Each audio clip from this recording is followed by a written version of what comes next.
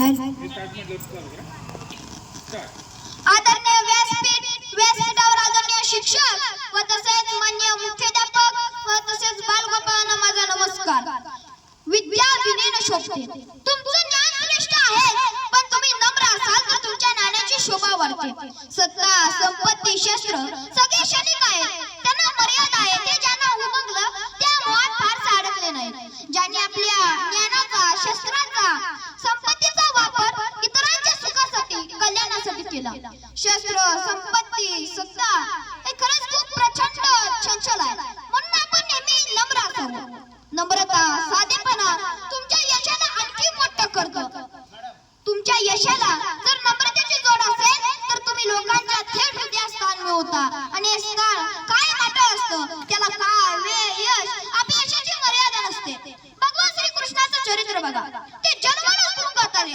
आपल्याला नोटीस आली तरी टेन्शन होतं, आता अटक होती की काय. आणि ते जन्माला तुरुंगात आले. जन्माला तुरुंगात आल्यानंतर आई वडिलांसोबत राहताही आले नाही.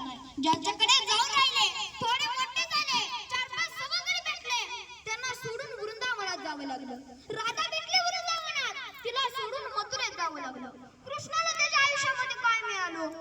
अहो, कौरव पांडवाचं युद्ध झालं. युद्ध झाल्यानंतर कृष्ण गांधारीला भेटायला गेले. गांधारी कृष्णाला म्हणते, तू पांडवाला जशी गीता सांगितली, अर्जुनाला जसा धर्म समजावून सांगितला, तसा धर्म जर माझ्या लेकराला सांगितला असता तर माझ्या कुळाचा अंत झाला नसता. का असं बघलं?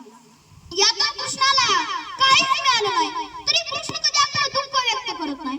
कृष्णाला असं कोणी टेन्शन मध्ये बघितलंय का? नाही. कृष्ण जात, धर्म, पंथ न पाहता सगळी पोरं एकत्र करून काला करून खातो. त्याचं नाव कृष्ण आहे. आणि फक्त कृष्णामध्ये गोवर्धनाची पूजा केली पाहिजे हे त्या काळात कृष्णाने आपल्याला सांगितलंय. खरं तर गोवर्धनाची पूजा केलीच पाहिजे. जात, धर्म, पंथ न पाहता सगळी पोरं एकत्र करून काला करून खातो. आपल्याला आपल्या आयुष्याचा उत्सव करता आला पाहिजे. आपल्या आनंदाच्या जागा आपल्याला शोधता येतील का? हेच भगवान श्री कृष्ण क्रंगाईवरती पर्वत उचलतात. क्रंगाईवरती पर्वत उचलणारा कृष्ण बासरी मात्र 2 हातांनी घट्ट पकडतो. कारण काय माहिती? कारण त्या कृष्णाला माहिती आहे की पराक्रम हा रणांगणात गाजवायचा असतो आणि नात्यांमध्ये प्रेम जपायचं असतं. पण आपण उलट करतो. आपण नात्यांमध्ये पराक्रम गाजवतो आणि रणांगणात शस्त्र खाली ठेवतो. पराक्रमच गावायचा असेल तर तो रणांगणात दाखवा आणि प्रेम जपायचं असेल तर ते नात्यांमध्ये जपा. गेल्यानंतर संवाद नाही, गेल्यानंतर स्पर्श नाही, गेल्यानंतर फक्त आठवणी. भगवान श्रीकृष्ण आणि त्याचे सर्व सवंगडी मस्त मस्ती करायचे. येणाऱ्या जाणाऱ्या गवळींना अडवायचे, त्यांचे मांस फोडायचे, त्यांना त्रास द्यायचे. त्यातील कृष्ण दही दूध चोरी करणं हा कृष्णाचा संदेश नव्हता, तर त्या पाठीमागे कृष्णाचा एक संकल्पना होती. कृष्णाला त्या गवळींना सांगायचं होतं की हे दही दूध तुम्ही मथुरेला घेऊन जाता. मथुरेचा बाजार सजवता. त्यापेक्षा हे दही दूध तुम्ही तुमच्या लेकरांना खाऊ घाला. कुपोषणाच्या संदर्भात काम करणारा पहिला अध्यापर्वत कोण असेल तो कृष्ण आहे.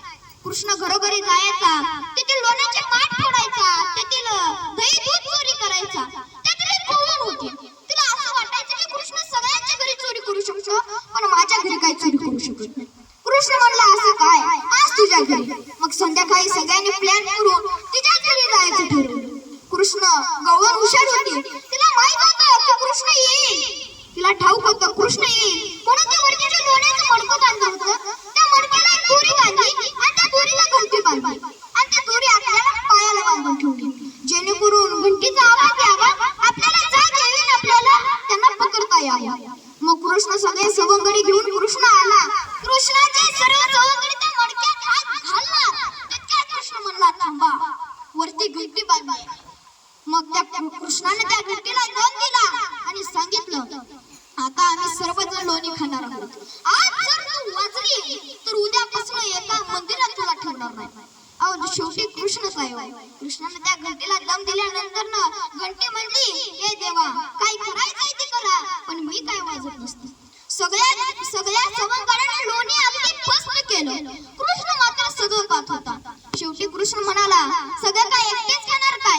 एखादा घास मलाही द्या. शेवटचा घास म्हणून कृष्णाने त्या मडक्यात हात घातला, लोणी उचललं, तोंडाला लावलं आणि घंटी जोर जोरात वाजायला लागली. कृष्णाने दम दिल्यानंतर अगदी शांत निश्चित पडलेली घंटी वाजायला लागली. गवळण जागी झाली, त्यांना पकडलं, बदडलं. जाताना मात्र कृष्ण रागात घंटेला म्हणाला, तुला सांगितलं होतं वाजू नको, तू वाजलीस ना, आता उद्या तुला संपू. ती निर्जीव घंटी हात जोडून कृष्णाला म्हणते, हे सर्वजण कोणी खात होते तेव्हा मी तुझ्या आदेशाचं पालन केलं, पण साक्षात देवानं प्रसाद उचलावा आणि मी वाजू नये, माझ्या अख्ख्या कुळाला पट्टा लागला असता म्हणून मला वाजावं लागलं.